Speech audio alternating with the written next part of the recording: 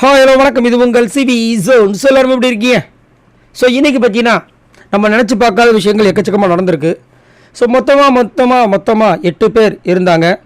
அந்த 8 பேரில் ஆல்ரெடி ஒருத்தர் வந்துட்டு டிக்கெட்டு ஃபினாலே மூலமாக 5வது இடத்த பிடிச்சிட்டாப்புல ஃபினாலே வரத்துக்குள்ளே போயிட்டார். மீதி இருக்கிற 7 பேரில் யார் போவாங்க? பவித்ரா தான் போகணும். ஏன்னா ஓட்டு ரொம்ப கம்மியாக இருக்குது. அதுக்கு மேலே அருண், வேறு வழியே இல்லை அப்படின்ற மாதிரி தான் நம்மளும் நினச்சிட்டு இருந்தோம். ஆனால் அருணையும் விஷாலையும் கம்பேர் பண்ணும்போது விஷால் கூட எந்த அளவுக்கு பெருசாக பண்ணவே இல்லையாப்பா. சரி, அப்போ வந்துட்டு இவங்கெல்லாம் கரெக்டாக நியாயமாக நடந்துப்பாங்க, பவித்ராவும் விஷாலையும் அனுப்புவாங்க அப்படின்னு நினச்சா அதில் ஒரு பெரிய மண்ணள்ளி தூக்கி போட்ட மாதிரி பவித்ராவை விட்டுட்டு அருணையும் தீபக்கையும் வெளியே அனுப்புகிறாங்க. எனக்கு ஒன்றும் புரியல, என்னையா நடக்குது எனக்கு ஒன்றும் புரியல. இவ்வளோ தூரம் ஒரு வீட்டில் இவ்வளோ கஷ்டப்பட்டு வேலை செய்கிறாங்க. எவ்வளோ விஷயங்கள் தீபக் இல்லைன்னா சோத்துக்கு சிங்கி தான் அடிக்கணும். அவ்வளோ விஷயங்கள் இவ்வளோ தூரம் கொண்டு வந்திருக்காரு. எத்தனை வீக்லி டாஸ்கில் அவர் வந்து பர்ஃபார்மன்ஸ் பண்ணியிருக்காப்புல. அசால்ட்டாக வந்துட்டு உள்ள சௌந்தர்யான்னு ஒரு பொண்ணு இருக்குது. அந்த பொண்ணு என்ன பண்ணுச்சு? இது வரைக்கும் சமையல் பக்கம் எட்டி பார்த்துருக்குமா? இல்லை வீக்லி டாஸ்க் பக்கம் ஏதாவது எட்டி பார்த்து ஏதாவது சம்பவங்கள் பண்ணியிருப்பாங்களா? ஐயோ கடவுளே, இந்த மாதிரி அப்போ வந்துட்டு நீங்கள் என்ன உதாரணத்தை கொண்டு வரீங்க இந்த பிக் பாஸ் வீட்டுக்குலாம் புரியல. அப்போது ஒரு அழகான பொண்ணு வந்து நல்லா வந்து இந்த மாதிரி எனக்கு ஒன்றும் தெரியாது பப்பா மாதிரி இருந்தால் நீங்கள் வந்து ரன்னரோ என்ன வின்னரோ அந்த அளவுக்கு கொண்டு வந்துடுவீங்க. ஒருத்தன் உயிரை கொடுத்து என்னென்னோ வேலை செய்யணும், எப்படியோ. இப்போ இவர் வந்துட்டு அந்த கிச்சனில் அவர் பண்ண வேலைகள்லாம் யோசித்து பார்த்தா அவ்வளோ வேலைகள் இருக்குது. கிச்சன் வேலை மட்டுமா? வீக்லி டாஸ்கில் இந்த மாதிரி சம்பவங்கள் பண்ணியிருக்காரு. அருண் என்ன விஷயங்கள் பண்ணியிருக்காரு? அருண் எவ்வளவோ கண்டென்ட் கொடுத்துருக்காரு பிக் பாஸ் வீட்டில், சூப்பராக பண்ணியிருக்காரு. அவரையும் இவரையும் அனுப்பிட்டு இருக்கீங்க. ஒன்றும் சொல்கிறதுக்கு இல்லை. இதை வந்துட்டு அதாவது என்ன தான் வந்துட்டு அவங்க பர்ஃபார்மன்ஸ் பண்ணாலும் நாங்கள் இவங்களெல்லாம் சேவ் பண்ணுவோம் அப்படின்றத ஒரு மனநிலைமை கொண்டு வராங்க பாருங்கள். இதே மாதிரி இதுக்கு முன்னாடி அன்ஃபேர் எவிக்ஷன் நிறைய நடந்திருக்கு. ஆனால் ஒரு சிலது நடக்கும், இந்த மாதிரி மொத்தமாக நடக்காது. இப்போ போன வாரம் பார்த்தீங்கன்னா ராணுவம் அனுப்புகிறாங்க, அது செம ஷாக்கிங். ஓட்டு நல்லா தானேப்பா இருந்துச்சு. இங்கே பார்த்தீங்கன்னா ஓரளவுக்கு நல்ல ஒரு நிலைமையில் தான் இருக்கார். ஓரளவுக்கு அவருக்கு வந்து கம்மியாக இருந்தாலும் தீபக் வந்து நல்ல ஒரு கேம் கொடுத்துருக்காரு. ஏன் ஓட்ஸ் அடிப்படையில் பவித்ரா தான் நீங்கள் அனுப்பணும். பவித்ராவுக்கு ஓட்டு கம்மியாக இருக்கிறது ரியலாக தெரியுது.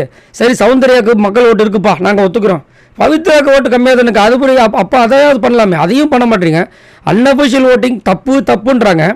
அன்அஃபிஷியல் ஓட்டிங்கில் லாஸ்ட்டாக இருக்கிற பவித்ரா மட்டும் தப்பு இல்லை, அவங்கள அனுப்ப மாட்டாங்க. அதுக்கு மேலே அருணும் தீபக்கும் இருக்காங்க, அவங்க மட்டும் கரெக்டாக வெளியே போயிடுவாங்க. இது எப்படி எனக்கு சாத்தியமாக புரியல.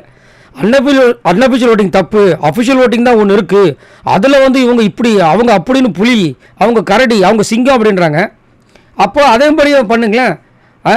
இந்த அன்அஃபிஷியல் ஓட்டிங் படி லாஸ்ட்டில் இருக்கிற அதாவது ஒரு சில பேர், இப்போ சாட்சனா வந்தால் அது நடக்க மாட்டுது, பவித்ரா வந்தால் நடக்க மாட்டுது. அது ஏன்? இதே மற்றவங்க வந்தால் நடக்குது. இப்போ இன்றைக்கி அன்அஃபிஷியல் ஓட்டிங்ஸில் லாஸ்ட்டு பவித்ரா இருக்காங்க, நடக்க மாட்டுது. ஆனால் அதுக்கு மேலே வந்து யார் இருக்கா?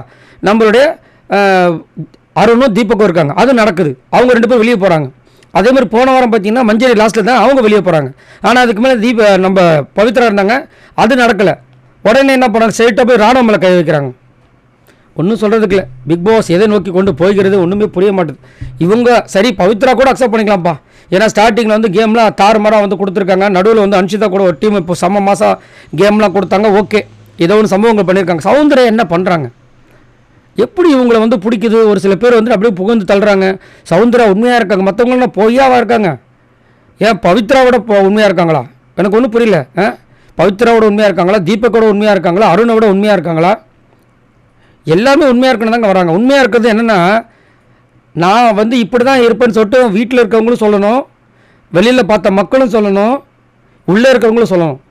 ஆனால் சௌந்தர்யா அவங்க வீட்டில் இருக்கவங்களே சொல்கிறாங்க, நீ இந்த மாதிரி இருந்தது இல்லையா வீட்டில்னு. அப்போ அவங்க நடிக்கிறாங்க. அவங்க உண்மையாக இல்லைன்றது அவங்க வீட்டில் இருக்கவங்க ஒத்துக்க மாட்டுறாங்க.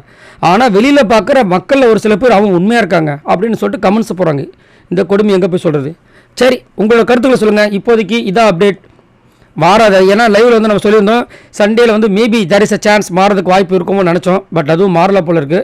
இப்போ என்ன அப்டேட்னா, நம்ம அருண் அண்ட் தீபக் தான் வந்து இந்த வீட்டை விட்டு வெளியே போகிறாங்க.